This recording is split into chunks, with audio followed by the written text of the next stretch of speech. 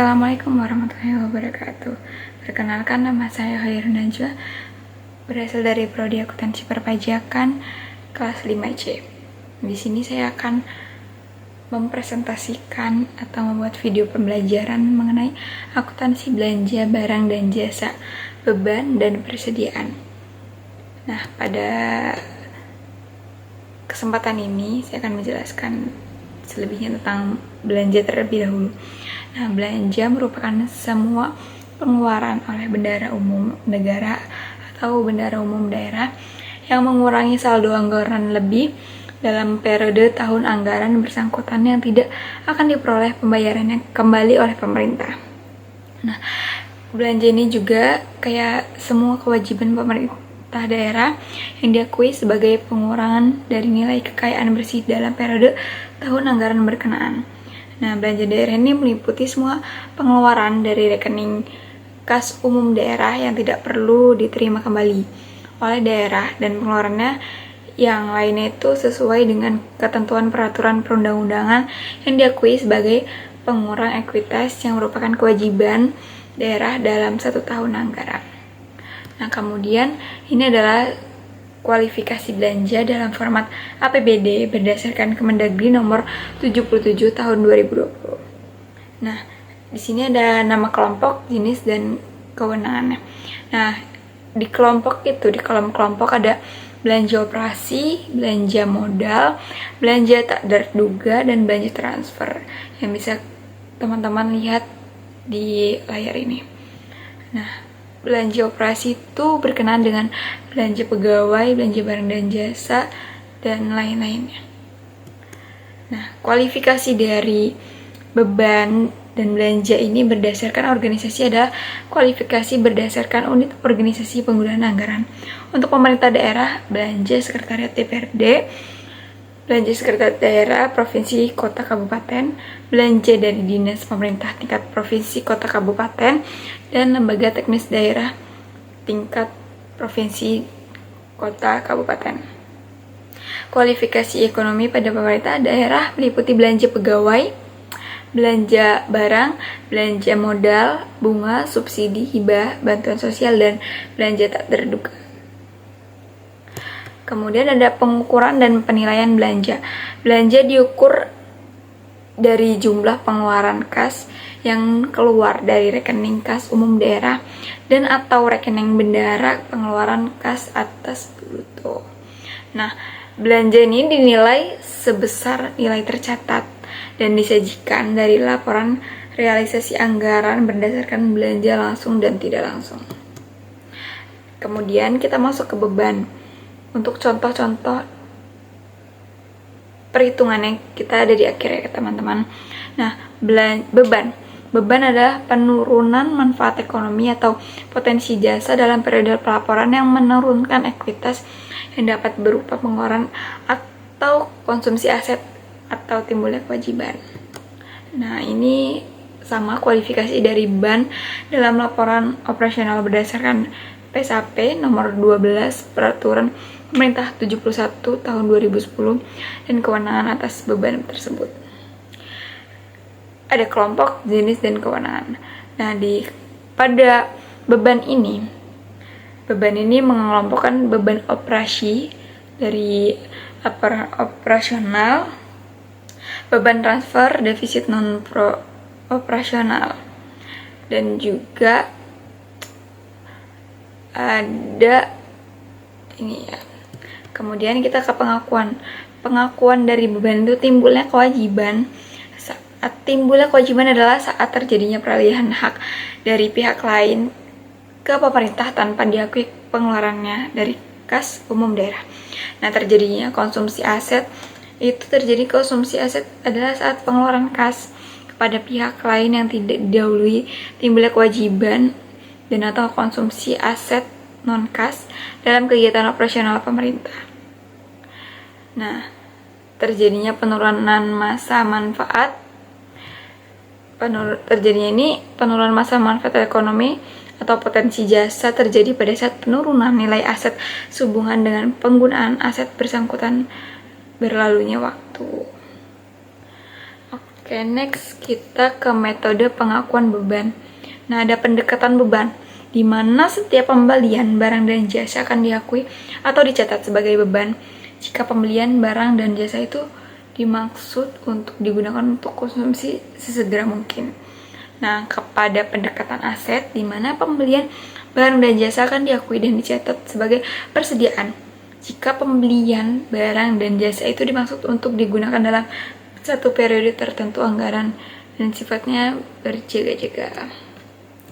Untuk pengukuran dan penilaian beban, nah beban ini diukur dan dicatat sebesar beban yang terjadi selama periode pelaporan. Kemudian beban ini dinilai sebesar akumulasi beban yang terjadi selama periode pelaporan dan disajikan pada laporan operasional sesuai dengan kualifikasi ekonomi atau line item. Nah, kita masuk ke persediaan.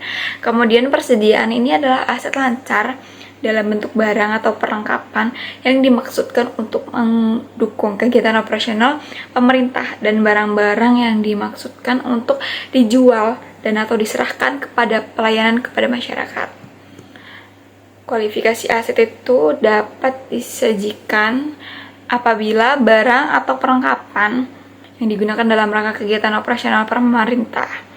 Nah, itu tuh sekali habis, barang yang dipakai sekali habis.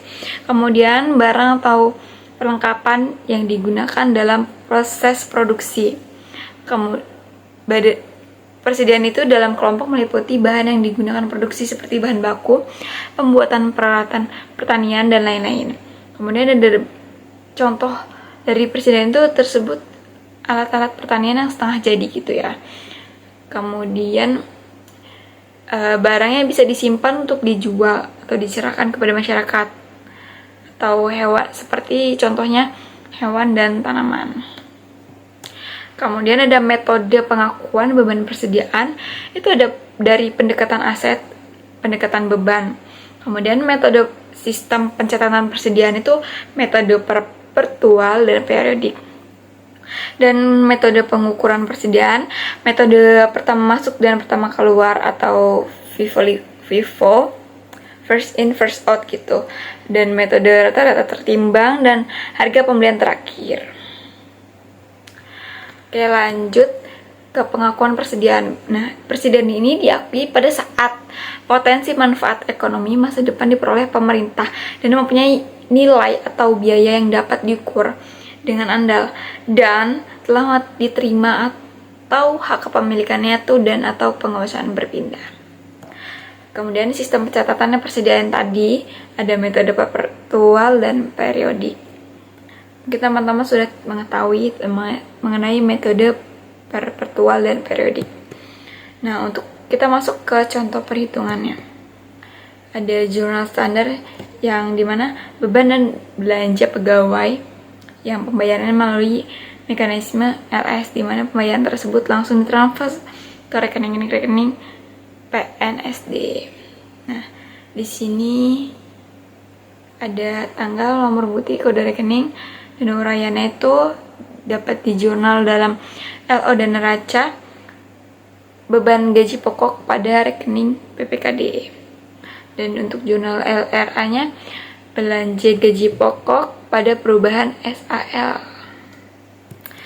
Nah, setelah beban dan belanja pegawai yang pembayaran melalui mekanisme LS, di mana pembayaran itu ditransfer ke bendahara pengeluaran. Kemudian bendahara pengeluaran tuh melakukan pembayaran ke masing-masing PNS.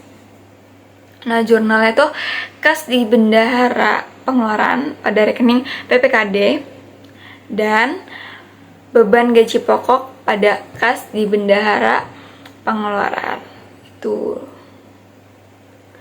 Nah, selanjutnya di jurnal dalam LRA itu gaji pokok pada perubahan SAL. Nah, itu dari yang singkat aja. Kemudian kita masuk ke belanja barang dan jasa pendekatan beban. Nah, di mana setiap pembelian barang dan jasa ini akan diakui sebagai atau dicatat sebagai beban jika pembelian barang dan jasa itu dimaksudkan untuk digunakan untuk dikonsumsi segera mungkin.